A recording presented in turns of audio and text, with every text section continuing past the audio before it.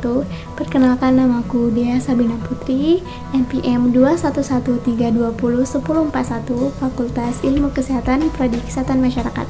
Di sini saya akan membawakan materi dan video pembelajaran untuk memenuhi mata kuliah biomedik.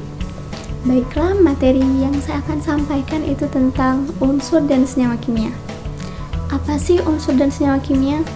Apa saja macam-macamnya? Yuk kita belajar. Yang pertama itu tentang unsur. Unsur adalah suatu zat yang tidak dapat dipisahkan lagi menjadi zat yang sederhana melalui reaksi kimia yang sederhana. Pengertian lainnya yaitu sebagai zat tunggal atau zat murni yang tidak dapat diuraikan lagi menjadi zat yang lebih sederhana melalui reaksi kimia. Ada sebanyak 113 unsur yang telah diidentifikasikan. Berdasarkan sistem periodik unsur, unsur ini terbagi menjadi 3 bagian. Yang pertama itu logam, yang kedua semilogam, dan yang ketiga non-logam. Pertama yaitu logam. Logam ini memiliki sifat khusus, yaitu logam ini bersifat atau berwujud padat. Yang kedua yaitu logam ini berwarna mengkilap, keabu-abuan atau keperakan. Contoh dari logam ini besi, nikel, dan tembaga. Kedua yaitu semilogam. Semilogam ini juga mempunyai sifat khusus, yaitu ia ini berwujud padat, namun teksturnya itu lebih rapuh dibanding dengan logam tadi. Kemudian warna dari semilogam ini berwarna keabu-abuan atau keperakan. Tiga yaitu non-logam. Non-logam ini sama seperti logam dan semilogam, ia juga mempunyai sifat khusus. Sifat khusus yang non-logam ini ia berwujud padat, cair, dan gas. Jadi kalau yang non-logam ini punya 3 wujud, yaitu bisa berwujud padat, bisa berwujud cair, bisa berwujud gas. Untuk wujudnya sendiri, logam ini tidak berwarna mengkilap, tidak seperti unsur logam dan semilogam. Contoh dari non-logam ini yaitu fluor dan brom. Untuk yang kedua itu senyawa. Apa itu senyawa?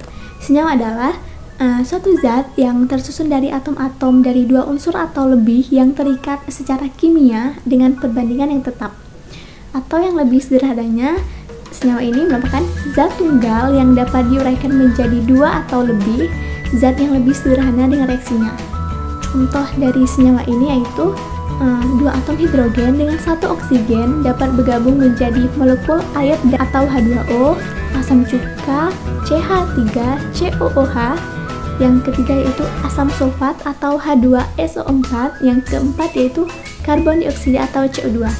Nah, seperti yang saya kasih contoh yaitu NaCl. Ini adalah contoh senyawa yang biasa kita gunakan di dapur, yaitu NaCl atau garam dapur.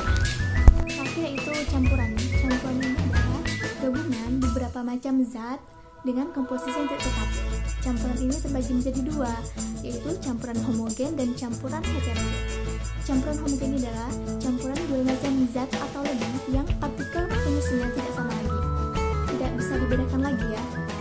Campuran homogen ini juga biasa disebut dengan larutan. Contohnya yaitu gula dan garam. Jadi larutan gula dan garam tadi itu, misalkan kita campur dengan air tadi itu tidak bisa lagi dibedakan karena sama-sama berwarna putih ya. Jadi kalau untuk menjadi larutan tadi sudah tidak bisa disamakan lagi atau tidak bisa dibedakan mana yang garam, mana yang gula. Baiklah, tadi sudah jelaskan apa itu homogen. Selanjutnya yaitu heterogen. Apa itu heterogen? Heterogen ini adalah campuran 2 macam zat atau lebih yang partikel penyusunnya masih dapat dibedakan antara satu sama lain. Jadi campuran heterogen ini ada dinding pembatas antara zat yang masih dapat dilihat. Contohnya yaitu air pasir, dan campuran air dan minyak. Jadi kan di contoh tadi bisa kita lihat ada dinding pembatas, beda dengan air biasa, air pasir, dan air yang dicampur dengan minyak tadi.